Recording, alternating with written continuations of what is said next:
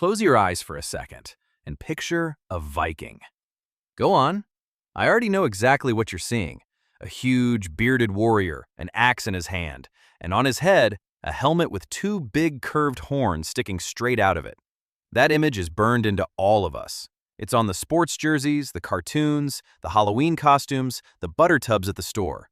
It is the single most famous thing about the Vikings, and it is completely, totally, 100% fake.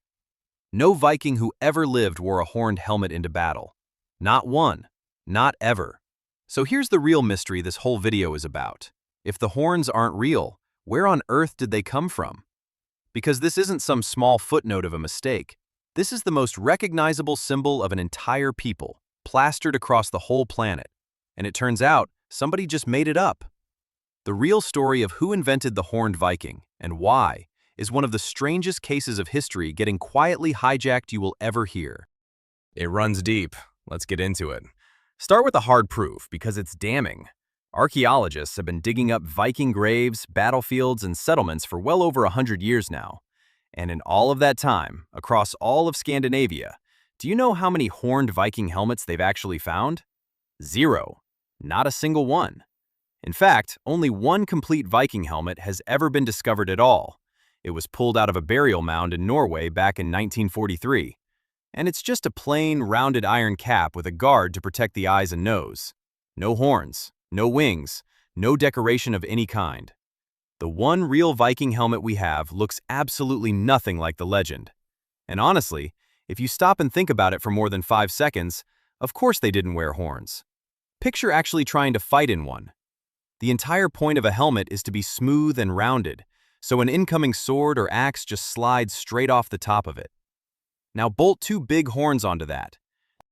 You just handed your enemy a perfect pair of handles. One solid grab, and he can wrench your head sideways, or rip the whole helmet clean off. Even worse, a hard blow to a horn could drive all that force straight down into your own skull, or snap your neck. A horned helmet in a real battle isn't fearsome. It's a death sentence you strapped on yourself. So if no Viking ever wore them, where on earth did the horns come from? And this is the part that is genuinely hard to believe. The horned Viking wasn't born on a battlefield, or a longship, or anywhere near the Vikings at all. He was born on a stage, in Germany, in the year 1876. A famous composer named Richard Wagner was putting on an enormous, epic opera all about Norse gods and heroes, and he wanted his characters to look as mythic and grand and ancient as the music sounded. So the man in charge of the costumes, a designer named Emil Doepler, crowned the Norse warriors with dramatic helmets covered in horns and wings, purely for the spectacle, purely so they'd look impressive from the back row. That was it, a costume choice. And the image was so striking, so instantly unforgettable, that it walked right out of that theater and conquered the entire world. And Wagner didn't even do it alone. That whole era, artists all across Europe were obsessed with reimagining their ancient ancestors as bold, glorious, savage heroes. And glorious, savage heroes needed impressive headgear. So the horns spread into paintings, then into books, then into school books, until, within just a few short decades, a total invention had been repeated so many times that everyone on the planet simply assumed it was real history.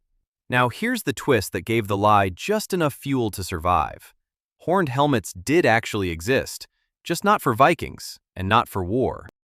Thousands of years before the Viking Age, back in the Bronze Age, people really did make helmets with horns.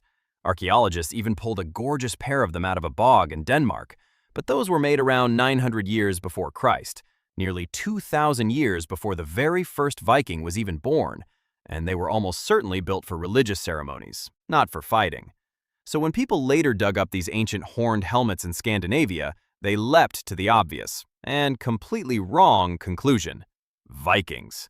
And just like that, the myth had found enough real evidence to keep itself alive for another century. So what did a real Viking actually have on his head?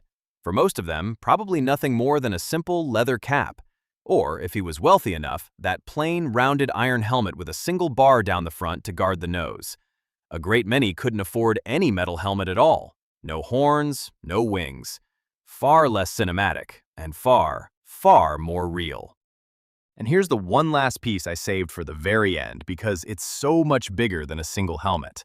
Once you realize the horns are completely invented, you're forced to ask a much more uncomfortable question. How much of everything else you think you know about the Vikings was invented too? Because the truth is, a huge amount of the Viking we all picture, the mindless, howling brute who lived only to burn and pillage, was exaggerated and dreamed up centuries later by people who never met a single one of them. The real Vikings were farmers, traders, poets, and some of the greatest explorers who ever lived, crossing entire open oceans guided by nothing but the stars. The horns aren't the whole lie. They're just the most obvious crack in a much, much bigger one. So the next time you spot a Viking in a horned helmet, on a football logo, a cartoon, a costume in a shop window, you'll finally know the real story. No Viking who ever lived wore that thing. It's a German opera costume from 1876. Dressed up in 1,000 years of history it was never once entitled to. The most famous symbol of an entire warrior people isn't even Viking at all. It's living proof of just how easily a good story can quietly bury the true one, and how a single costume, under the right stage lights, can fool the whole world for 150 years.